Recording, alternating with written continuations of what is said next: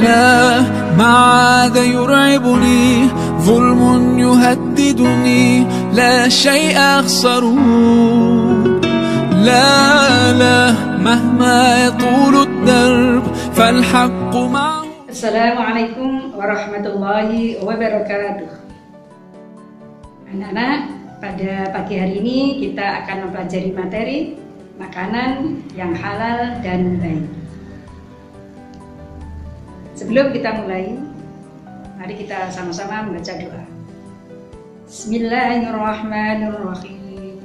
Raditu billahi rabban wa bil islami dina wa bi Muhammadin nabiyyan wa rasula.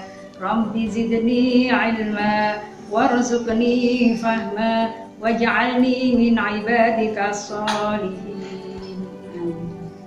Anak-anak, materi yang akan kita pelajari makanan halal dan baik. Sedangkan KD yang akan kita raih pada akhir pembelajaran ini, yaitu kalian diharapkan memahami ayat Al-Quran dan hadis tentang makanan halal dan baik, yang nantinya kalian bisa mempresentasikan isi kandungannya dan terakhir dapat menerapkan dalam kehidupan sehari-hari. Ayat yang kita pelajari adalah surat Al-Baqarah ayat 168, 169, dilanjutkan surat Al-Baqarah 172, 173 dan hadis. Bagaimana anak-anak kita belajar makanan yang halal dan baik?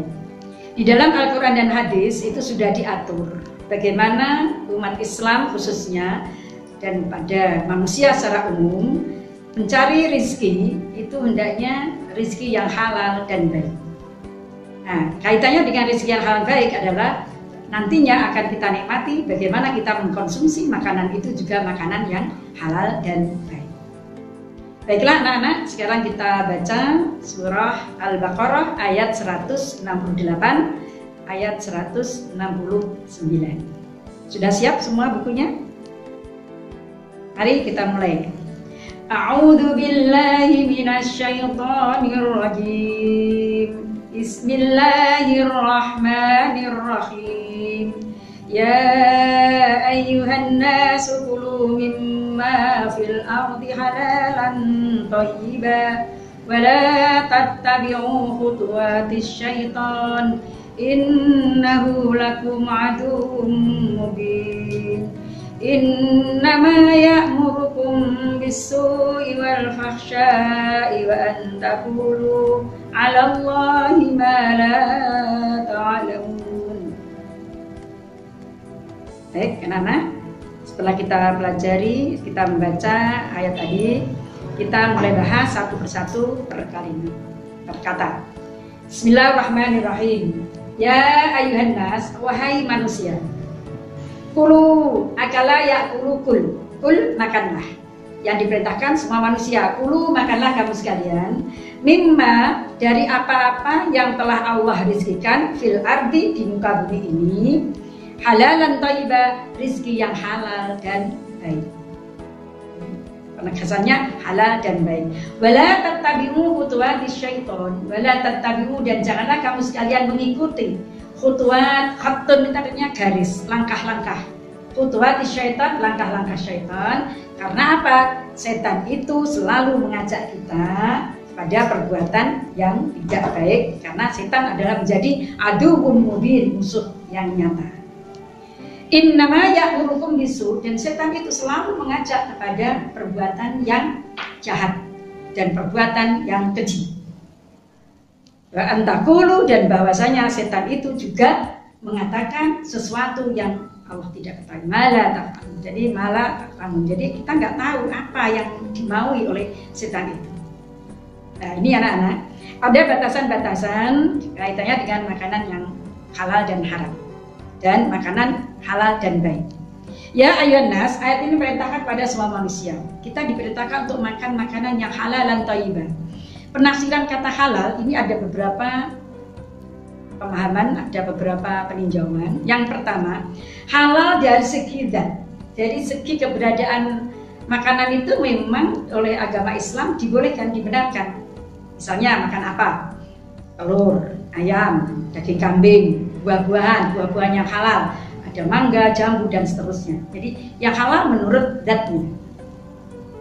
Kemudian yang kedua, halal secara hakikat, secara tersirat. Yang seperti apa? Makanan yang kita olah adalah makanan yang cara pengolahannya, cara memasaknya itu sesuai dengan ajaran syariat Islam.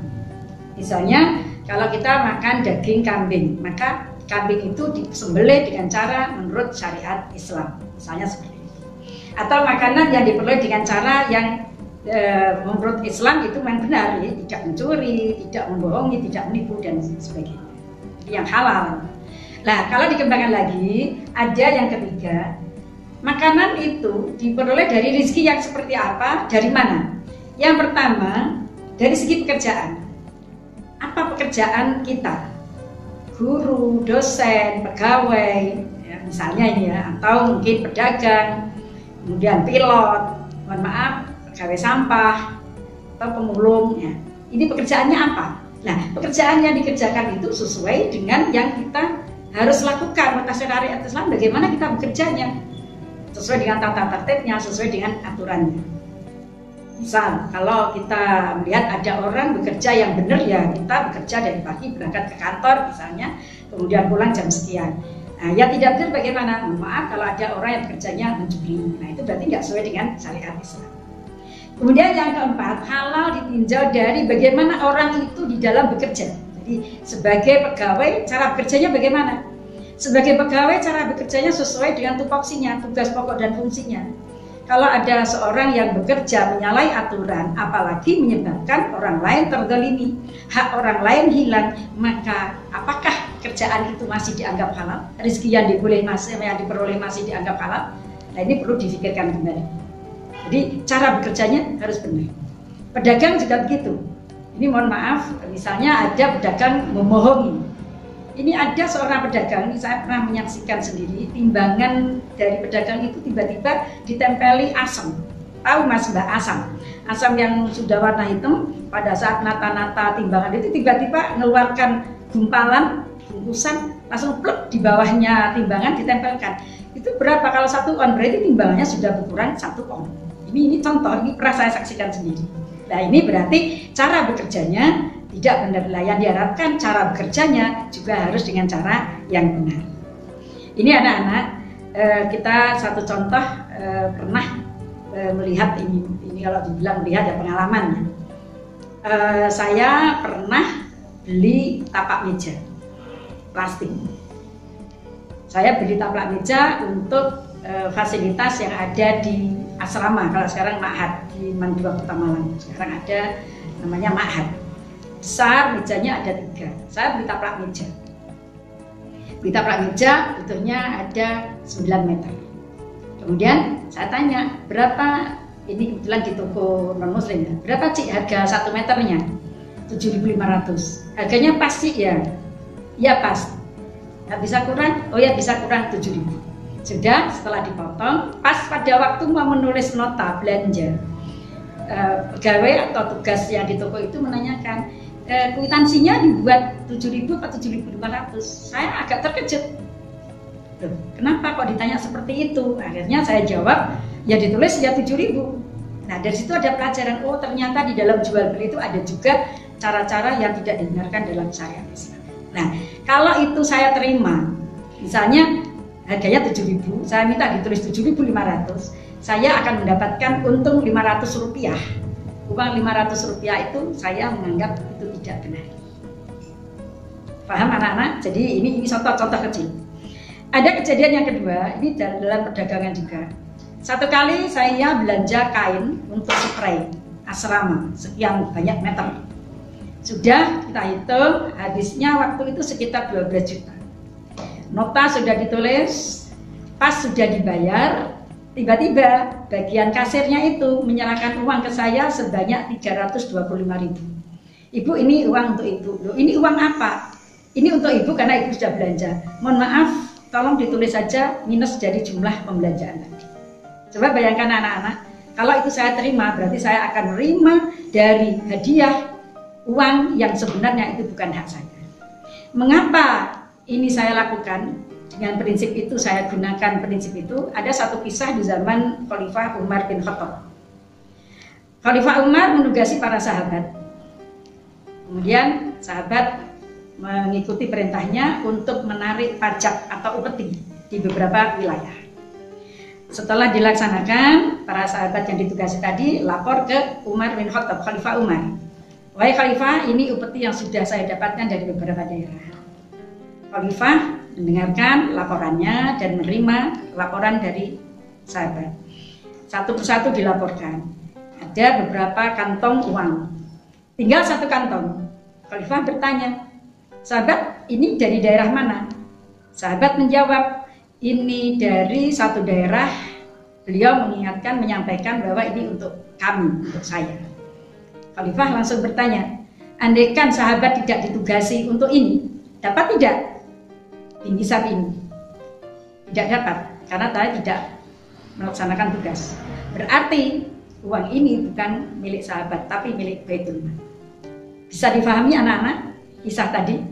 Jadi rizki yang halal dan thayyibah itu memang betul-betul harus kita perhatikan, baik dari cara mendapatkannya, bagaimana kita bekerjanya, sesuai dengan aturan apa tidak, dan kita menzalimi orang apa tidak.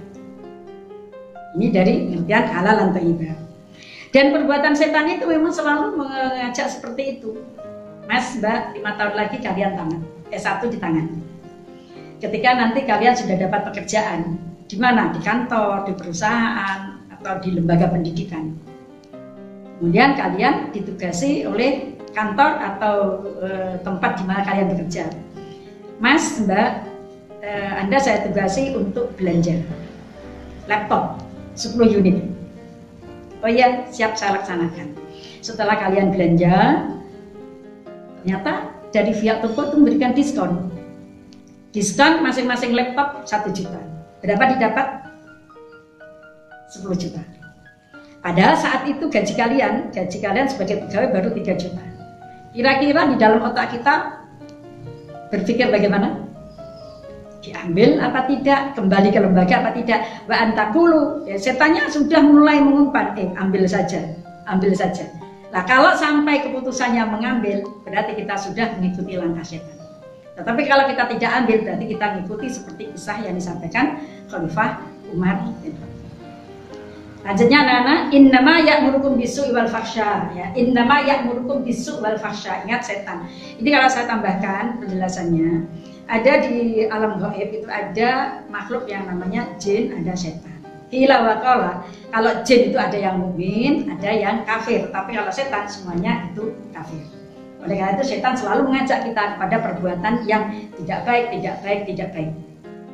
Kecuali kalau kita langsung tobat, sadar bahwa astagfirullahaladzim, saya sudah melakukan kesalahan. Wa antakulu 'alallahi ma la ta'lamun. Allah ya akan menghasut, akan menyuruh kita melakukan sesuatu ya. Apa yang kita nggak tahu, padahal Allah Maha mengetahui. Tapi tergantung kualitas iman kita, apakah iman kita kuat untuk bertahan dalam kebenaran atau kita mengikuti nafsu-nafsu yang dipengaruhi setan tadi. Nah, ini kembali kepada kekuatan iman kita. Anak-anak, ada satu hadis dan ada satu dalil Al-Quran, banyak di dalam Al-Quran itu. Salah satunya al-halalu bayyinun. Makanan yang halal itu sudah jelas. Wal haramu bayyinun, dan makanan yang haram juga sudah jelas. Wa bainahuma umurun mustabihat. Di antara halal dan haram itu ada yang syubhat. Masuk haram apa halal? Nah, untuk yang syubhat ini perintahnya fajtanibuhu, tinggalkanlah. Yang makanan halal itu masih banyak, kalau kita makan nggak akan habis. Maka yang halal yang kita ambil, yang haram kita tinggalkan, yang syubhat lebih baik kita tinggalkan. Demikian anak-anak, jadi perintah di dalam Al-Quran hendaknya kita mengambil makanan itu yang halal dan baik. Insya Allah itu akan lebih baik. Anak-anak, sekarang kita lanjutkan surah Al-Baqarah ayat 172-173. Bismillahirrahmanirrahim. Ya ayyuhalladzina amanu, wahai orang-orang yang beriman, kulu, akala yakulu kul, fil amar ya, kul, makanlah, kulu, makanlah kamu sekalian, min thayyibat, dari yang baik-baik, mimma razaqnakum, dari apa yang telah kami rizkikan. Jadi makan yang baik dari apa yang telah dirizkikan oleh Allah. Yang baik ini ada beberapa ketentuan. Pertama, baik menurut wujudnya. keberadaan makanan yang akan kita makan masih baik. Misalnya kalau nasi ya masih belum basi, kalau buah-buahan belum busuk. Jadi keadaan kondisi makanan itu memang layak dimakan. Nah kalau toh misalnya harus kurang sedikit, misalnya makanan kemarin tidak basi, masih bisa dimakan. Nah ini kenyataan dalam kehidupan ya. Kalau kalian menanam pohon mangga, kemudian mangganya berbuah banyak. Dari sekian buah mangga itu tiba-tiba pagi hari pada saat kita mau menyapu di halaman, ada beberapa buah mangga jatuh, sudah termakan oleh binatang sepertiganya, setengahnya. Kira-kira dibuang begitu saja atau diambil, kemudian dipotong yang tidak baik, yang sisanya kita makan? Nah ini sebenarnya kurang baik, tapi masih bisa dimakan. Kemudian yang kedua, baik itu ditinjau dari kesehatan. Berkesehatan makanan ini baik apa tidak? Misal, mohon maaf, ada orang yang sudah punya penyakit darah tinggi, kepingin sate kambing. Sate kambing itu baik, halal, tetapi menurut kesehatan baik apa tidak? Nah ini kalau misalnya ada orang yang sudah tensinya tinggi, memaksa makan daging kambing, ya ini mohon dievaluasi. Nah ini makanan yang halal, tadi yang pertama sudah saya jelaskan, yang baik itu baik menurut wujudnya, mungkin sedikit kurang baik, kurang gizinya, atau kurang baik keadaannya. Baru yang kedua pertimbangannya adalah baik menurut kesehatan. Sudah punya asam urat, tapi makan kacang 1 kilo sekaligus habis. Nah ini berarti tidak baik. Anak-anak paham gak? Waskuru dan bersyukurlah kamu sekalian kepada Allah. Syukur itu ada di nafsi, nanti akan kita bahas pada bab berikutnya. Minimal bil lisan, dengan doa, kemudian dengan perbuatan, dengan amal. Nanti pada bab berikutnya akan kita bahas. In kuntum iyyahu ta'budun. Kita harus bersyukur apabila memang keadaan kita ini sebagai orang beriman, ya. In kuntum, jika keadaan kamu sekalian iyyahu, hanya kepada Allah, ta'buduna, beribadah kepadanya. Jadi kalau kita benar-benar ingin beribadah kepada Allah, maka bersyukurlah kepada Allah. Innama harrama alaikum, bahwasanya Allah telah mengharamkan atas kamu sekalian. Di dalam ayat ditegaskan haram dalam bidang apa saja. Yang pertama al-khamr, sesuatu yang bisa memabukkan. Ingat ya, yang memabukkan ini tidak dikhususkan kepada orang yang sudah biasa, oh saya nggak mabuk, jadi berlakunya umum. Segala sesuatu yang sedikitnya atau banyak yang memabukkan tetap hukumnya haram. Wadam, adam artinya darah. Darah termasuk haram. Kemudian lahmal khinzir, daging babi. Wa ma uhilla li ghairillahi wa ma uhilla bi li ghairillah, dan segala binatang yang disembelih tujuannya untuk selain Allah, tidak menyebut nama Allah. Bukan tidak membaca nama Allah, tapi tidak menyebut nama Allah, tapi menyebutnya selain Allah. Jadi binatang yang disembelih tujuannya atau menyebut nama selain Allah. Famanit turro, faman maka barang siapa itu turro dalam keadaan terpaksa. Jadi terpaksa harus makannya haram atau yang tidak dibenarkan. Ghairu bagin, dan dia sebenarnya tidak menginginkan, wala'atin, tidak melampaui batas.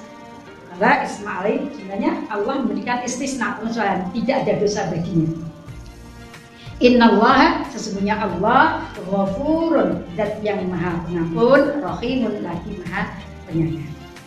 Anak-anak, akan saya bahas kaitannya dengan binatang yang diharamkan dan minuman yang diharamkan. Kalau yang minuman yang diharamkan jelas sedikit pun tetap haram hukumnya. Sedangkan untuk yang al-abdam, darah, dan al-maitah, ada sebuah hadis menegaskan sebagai pengecualian. Uhillat, dihalalkan bagi kami, lana, uhillat lana, dihalalkan bagi kami, maitatani, 2 jenis bangkai, ya, wadamani, dan 2 jenis darah. Fa'amal maitatani, adapun 2 jenis bangkai itu apa yang dibolehkan, dihalalkan? Kalau tadi kan bangkai haram, tapi ada yang dihalalkan, yaitu al-hud, as-samak, wal jarod. As-samak artinya apa? Ikan, wal jarod, dan belalang. Bangkai ikan dihalalkan. Kalau bangkai ikan diharamkan, nah susah ya, kita nggak makan ikan asin, ya.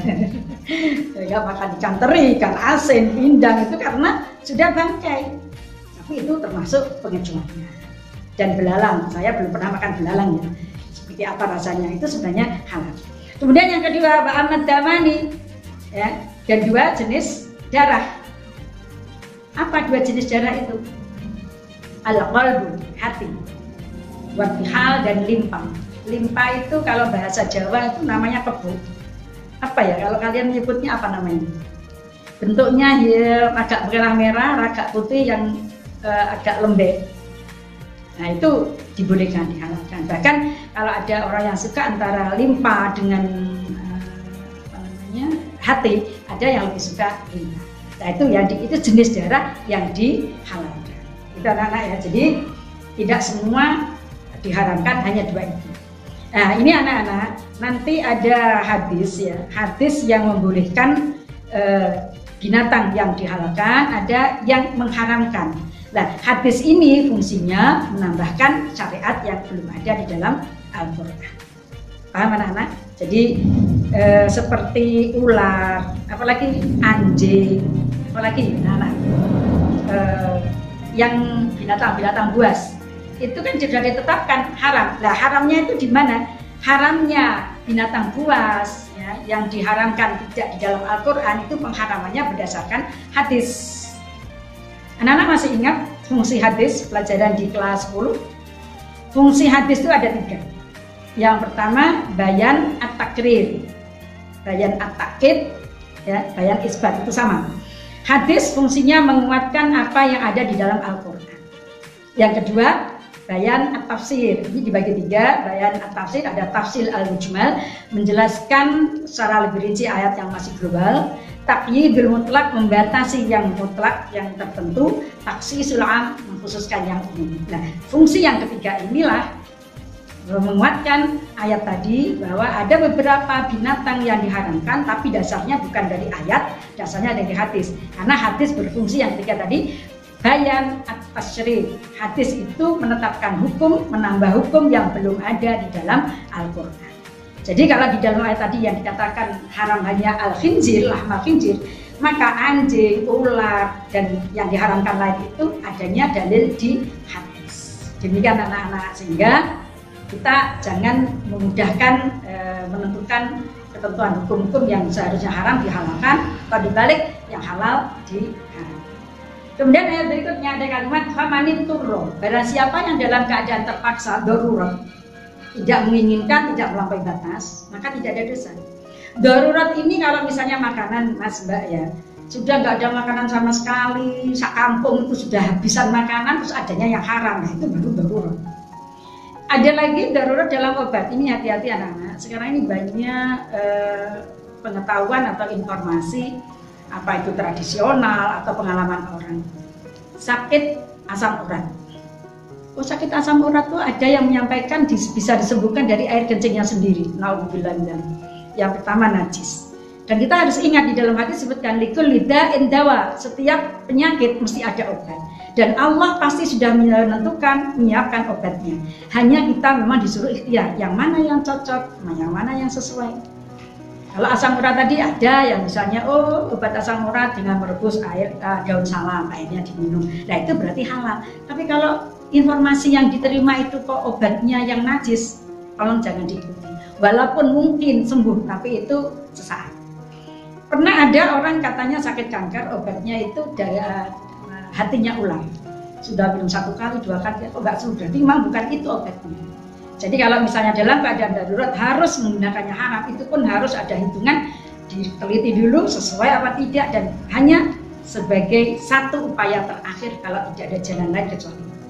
Tapi tetap insya Allah Allah itu akan berikan jalan obat yang sesuai, dan sudah disiapkan obat itu mesti yang halal dan baik. Paham anak-anak? Jadi insya Allah semua yang ada di bumi ini masih banyak pilihan. Kita jangan coba-coba, baik tadi ya cara prosesnya yang tidak halal, wujud barangnya juga kalau bisa yang memang baik, bergizi kalau bisa. Nah itu akan menambah kualitas kesehatan kita.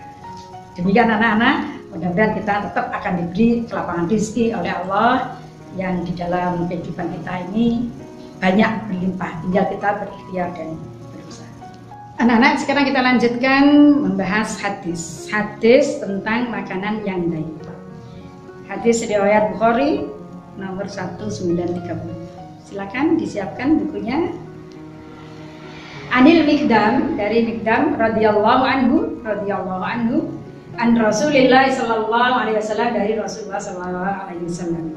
Qala, ma akala hadun qattun khairan. Tidak ada makanan yang paling baik yang dimakan oleh seseorang ayakula min amali yadihi, dari hasil jerih payah tangannya sendiri. Jadi makanan yang paling baik adalah makanan yang diperoleh dari hasil usaha tangannya sendiri. Kemudian ditegaskan, wa inna Nabiyullah Daud alaihissalam, wa inna, dan sesungguhnya Nabiyullah Daud alaihissalam, wa inna Nabiyullah Daud alaihissalam, sesungguhnya Nabi Daud alaihissalam, seorang nabi, juga makan, menikmati rezeki dari hasil kerja tangannya sendiri. Karena keadaan Nabi Daud yakul, akala yakul, makan, min amaliyadi, dari amal perbuatan tangannya. Ini anak-anak, seorang nabi juga bekerja. Anak masih ingat Nabi Adam pekerjaannya apa? Ayo, siapa yang hafal? Nah, Nabi Adam, Nabi Nuh itu yang membuat kapal, berarti beliau tukang kayu ya, pandai dalam merangkai, membuat peralatan ya, transportasi. Kemudian Nabi Musa beternak, di antara salah satu ternaknya adalah kambing, yang mengembala kambing. Sedangkan Nabi Daud kerjaannya apa? Kalian ingat ada satu ayat yang menegaskan, walaqad atayna Dawuda minna fadla, dan Allah telah memberikan mukjizat, kelebihan kepada Nabi Daud, fadlan, karunia atau mukjizatan. Mukjizat Nabi Daud itu apa? Salah satu di antaranya adalah suaranya yang sangat merdu. Ya jibal, wahai gunung, awwibi ma'hu, bertasbihlah kepadaku bersama dengan Nabi Daud. Wa alanna lahul hadid. Ini ada ya jibal wa toir, termasuk at-toir ya, burung, disuruh bertasbih bersama dengan Nabi Daud. Nah, mukjizat yang kedua, wa alanna lahul hadid. Nabi bisa melunakkan besi. Di kelebihan Nabi Daud adalah bisa melunakkan besi. Besi itu dibuat apa? Anikmal sabiqat, perintah berikutnya, Nabi Daud disuruh membuat baju perang dari besi. Caranya bagaimana? Sama seperti kalau penjahit, kalau mau membuat baju yang buat patron, ukurannya berapa? Wa qaddir fis sardi. Ukurannya diatur, panjangnya, lebarnya, ya lingkar badan kalau sekarang ya. Kalau dulu wallahu alam. Jadi kita nggak tahu cara ukurnya gimana. Sedangkan besi itu kan keras, kok bisa dibuat baju perang, baju besi. Ini salah satu kelebihan. Wa'malu sholihah, dan beramal solehlah kamu sekalian. Jadi ini anak-anak, makanan yang paling baik adalah makanan yang kita hasilkan dari jerih payah kita sendiri sesuai dengan batas kemampuan kita. Ini artinya apa? Jangan hanya minta orang. Makanya meminta-minta itu tidak dibenarkan dalam syariat Islam. Hadis berikutnya anak-anak, coba dibuka. An Abi Hurairah radhiyallahu anhu qala Rasulullah sallallahu alaihi wasallam, ada beberapa ayat dicantumkan di sini. Ya ayyuhan nas, wahai manusia, innallaha thayyibun, sesungguhnya Allah itu baik. La yuqbalu illa thayyiban, Allah tidak menerima kecuali yang baik. Ingat, yang baik yang ditegaskan di dalam syariat Islam, halal dan baik. Wa innallaha, dan sesungguhnya Allah, amaral mu'minina bima amara bih, telah memerintahkan kepada orang yang beriman sebagaimana Allah memerintahkan kepada para rasul, makan yang halal dan baik.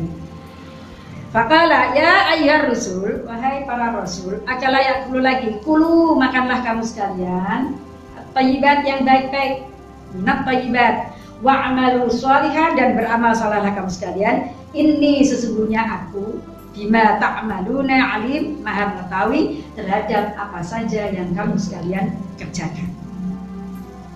Ya ayyuhalladzina amanu, wahai orang yang beriman. Qal, ini ingatkan ya. Kulu min thayyibati ma razaqnakum. Diulang berkali lagi, makanlah apa-apa yang telah kami rizkikan, yang thayyibat, yang baik. Qala, disebutkan wa dzakara rajul yutilus safar, ada suatu kejadian seorang laki-laki yang memperpanjang perjalanannya. Nah, bahasa kita dalam perjalanan panjang, perjalanan jauh. Keadaannya bagaimana? Asy'asa a'bar, rambutnya acak-acakan dan berdebu lagi. Kemudian laki-laki itu bagaimana? Pada saat tertentu kemudian laki-laki itu yamuddu yadahu, memanjangkan tangannya. Untuk apa? Memanjatkan doa. Yamuddu yadahu ila sama, memanjatkan tangannya berdoa atau menengadahkan tangannya selaya berdoa. Bagaimana doanya? Ya Rabbi, ya Rabbi, ya Tuhanku, ya Tuhanku. Sedangkan keadaan rajul itu wa mat'amuhu haram, makanannya dari yang haram. Coba bayangkan. Wa masrabuhu haram, minumannya juga haram. Apalagi wa malbasuhu haram, pakaiannya juga dari haram. Haramnya dari mana? Wallahu alam, misalnya bisa karena mohon maaf mungkin mencuri makanannya, atau yang dipakai beli makanan itu dengan cara yang tidak benar tadi. Jadi akhirnya hukumnya haram. Wa qudiya bil haram, dan semuanya dipenuhi dengan yang haram. Pertanyaannya, fa anna saja, apakah akan dikabulkan doanya?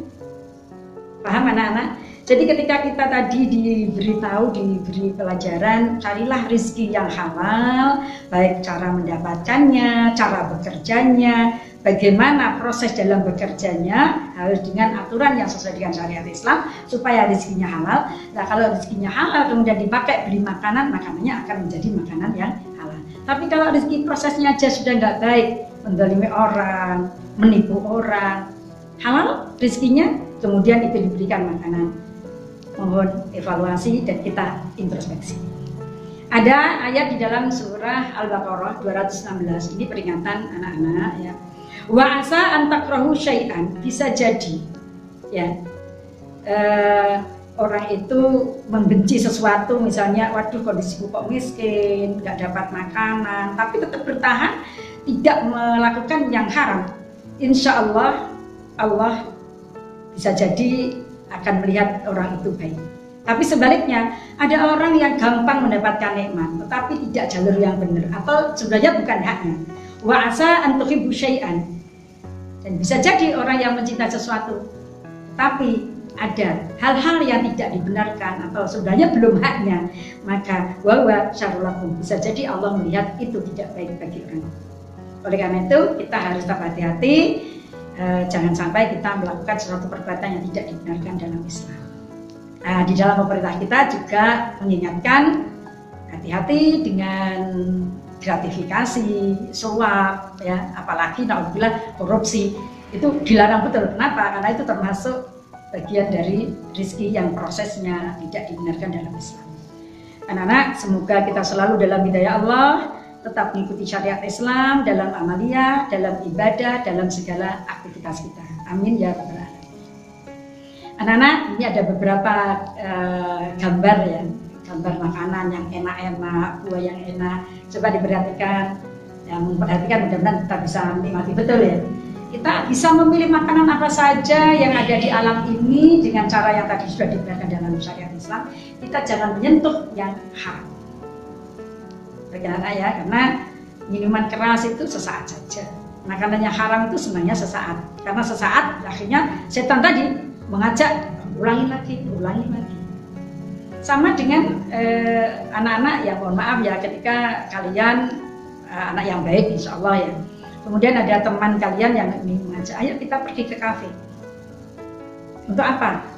Sudahlah, nanti di sana ada internet yang dilihat kira-kira yang baik apa tidak. Terus di sana nanti kira-kira makanannya yang dibeli itu makanan yang halal apa tidak. Pertama kali kalian masih makan yang halal, tiba-tiba tengah malam sampai larut kok melihat ada yang menarik, ini setan menggiring ke sana. Awalnya masih benar, kedua ketiga bisa jadi kita terlena. Oleh karena itu jangan mencoba-coba, wala taqrabu fi hadzal makan, janganlah mendekati tempat-tempat yang seperti itu. Ini anak-anak ya, jadi hidangan yang bisa dinikmati. Baiklah anak-anak, materi kita sudah kita bahas. Untuk ayat-ayat dan hadis yang membahas tentang makanan halal haram itu masih banyak. Silakan anak-anak mempelajari, bisa membaca dari buku atau bisa literatur yang lain. Sekarang kita tutup dengan membaca doa. Bismillahirrahmanirrahim. Allahumma inni as'aluka ilman nafi'a wa amalan mutaqabbala wa rizqan wasi'an halalan tayyiban mubarakan fid dunya wal akhirah wa shifaa'an min kulli da'in wa saqam bi rahmatika ya arhamar rahimin. Subhanakallahumma wa bihamdika asyhadu an la ilaha illa anta astaghfiruka wa atubu ilaik bi rahmatika ya arhamar rahimin. Walhamdulillahi rabbil alamin. Wabillahi taufiq wal hidayah. Ihdinas siratal mustaqim. Assalamualaikum warahmatullahi wabarakatuh.